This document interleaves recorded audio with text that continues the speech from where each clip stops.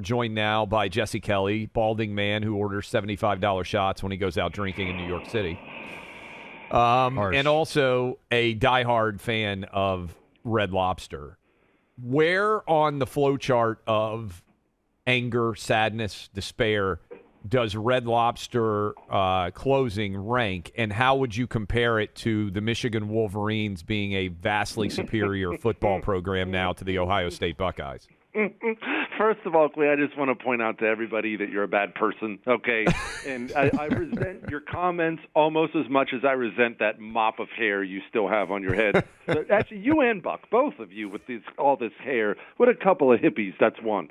Two, people do not appreciate Red Lobster. It's thought of as some kind of, I don't know why it's not thought of where it should be as the pinnacle of American cuisine. We only had one in Montana when I was a kid, and it was 2.5 hours away, and we could never go out to eat. But whenever we would go over to this town, we would always go to Red Lobster, and it always delivers. Red Lobster has been the peak of American seafood forever, and I am legit upset about it. I have one 300 meters, I would say, from where I'm sitting right now. I eat there twice a week, and it's closing up. I'm devastated. Well, so what happened? I mean, there's this rumor out there that, and I don't know if you partook in this, Mr. Jesse Kelly, that it was the endless shrimp that was the last straw, if you will. They went endless shrimp, and people, kind of like Homer Simpson when Hell is feeding him donuts and Hell runs out of donuts. Remember that?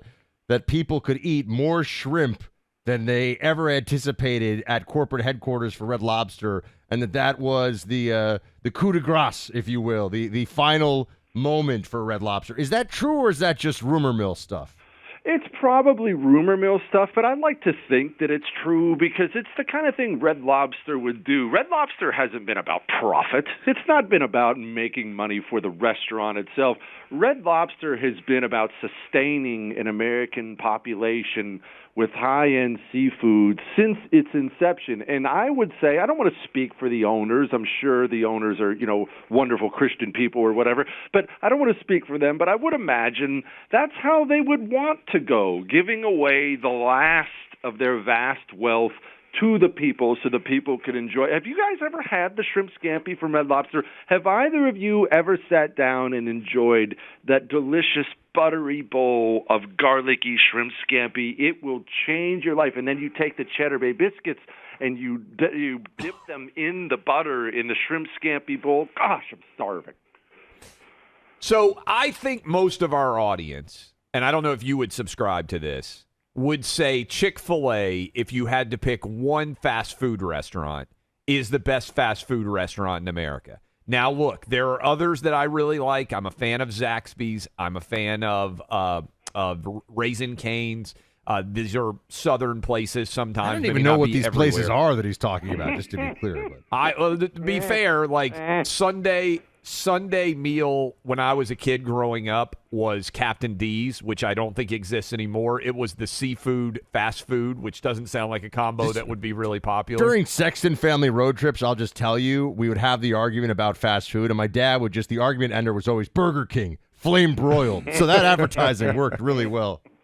So what is, Jesse, let's presume that all Red Lobster shut down.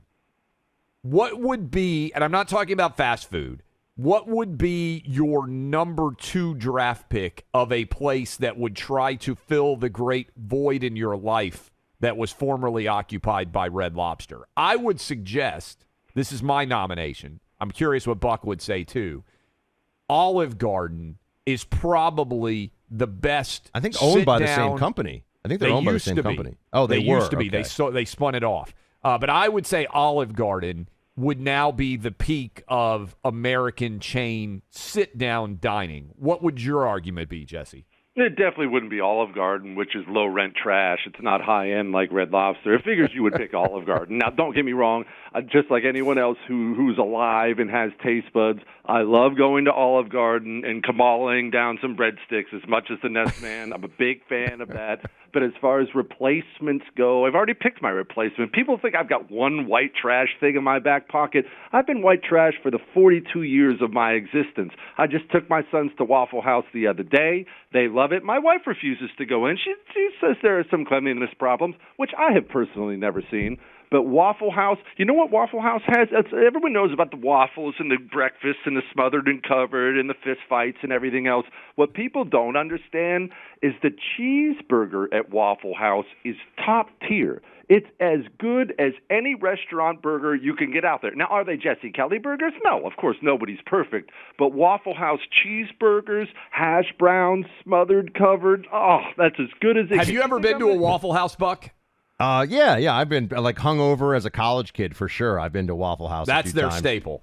But I just think it's funny that as we're talking about this last 24 hours, also the CEO of Cracker Barrel has recently apparently said, "Yeah, we're just like not as good as we used to be," or something. I'm just like, wait, what's going on? Why would you throw your own stuff under the bus that way?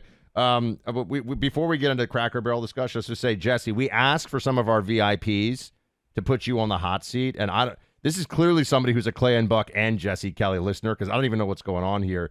Brian, one of our Clay and Buck VIPs, writes, ask Jesse if he could defeat 50 iguanas with a slingshot to defend himself. Shields high, Brian the plumber. What is he?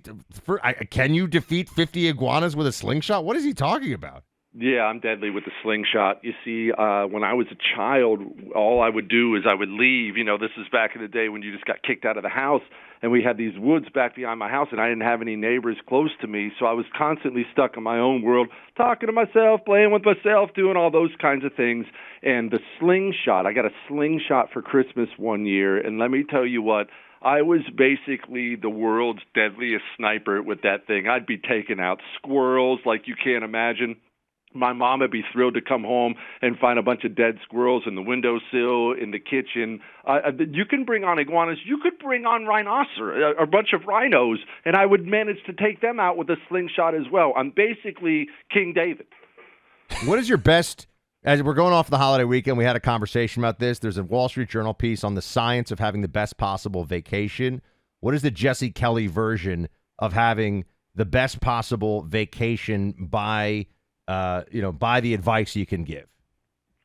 Okay, well, are we talking a realistic vacation, or Jesse's all of a sudden a billionaire and I can go and do whatever? Realistic. Like if you're giving folks like the basic nuts and bolts of how to have a good long weekend, right? Because they talk about things like don't try to do too much, don't look for the best, look for good enough, stuff like that. Like what's your real deal wisdom or advice on a great American long weekend?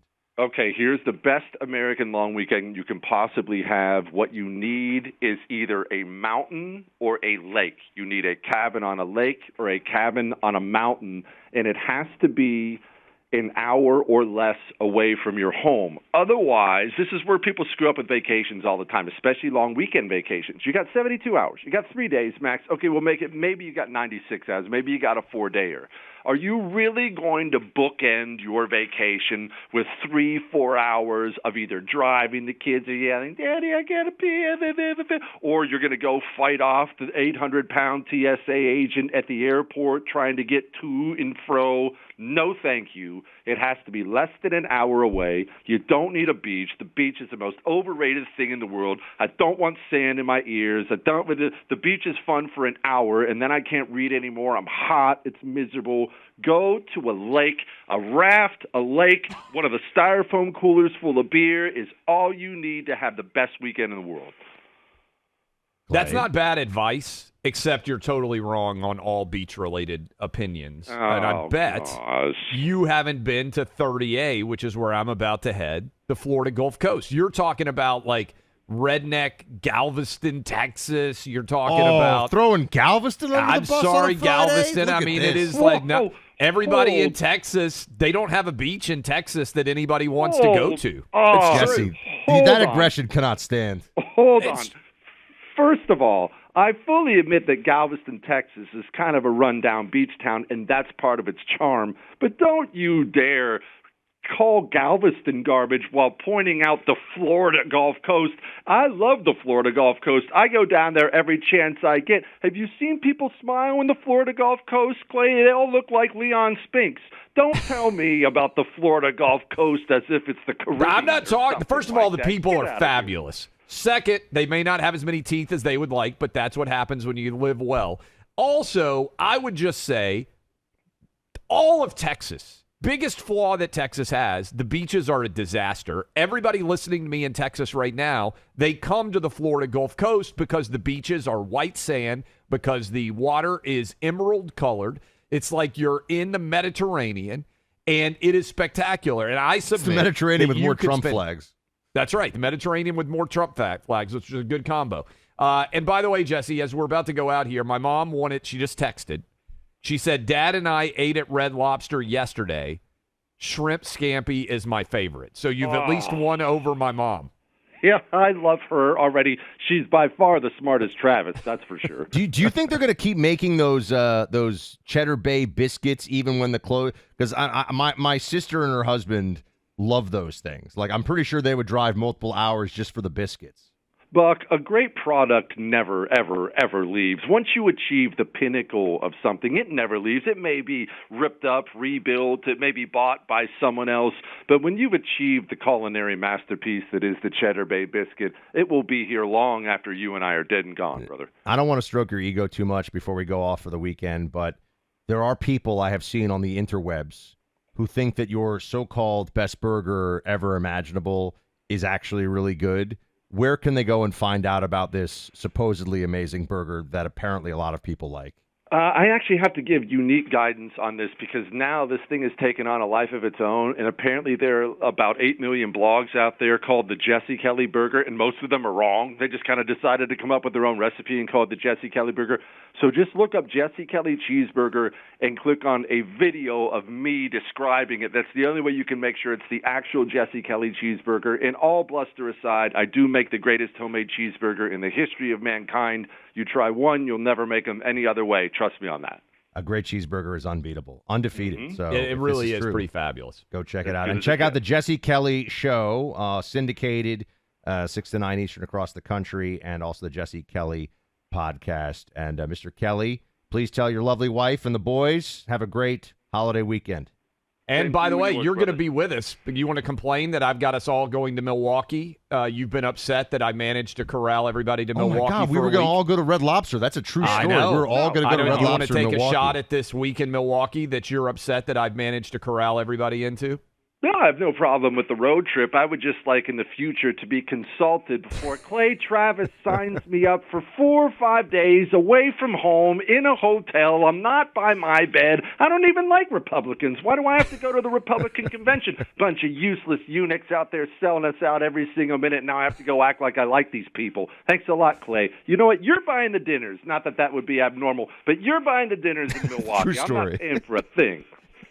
Clay, gotta have Clay throw it on the black card. That's how I will. That's how I'll handle the dinners. All right, Jesse boys. Kelly. I'll see you in a couple months. I'll see you. Yes, we'll all sir. hang out. See you, fellas. Thanks, man. Thanks, Jesse. All right, you know what? If you're going to be gone this weekend, make sure you've got the best gear possible with you. I'm serious about this, by the way. Bring your pillow. People don't do this enough. Bring your pillow from home. Because if you're going somewhere, you're going to some cabin somewhere. What, you think like the cabin you're renting is going to have great pillows? No. Bring your MyPillow with you. And right now they've got amazing deals on the website. The magic number is 25, as in $25. That's the price they've got on so many of their best-selling products. It's their extravaganza sale. You can save hundreds of dollars by buying new sets of Giza Dream sheets, My Towels, MyPillows made with Giza cotton, dozens of other products, $25 price tag on them. Even their best-selling My Slippers are now just $25 a pair.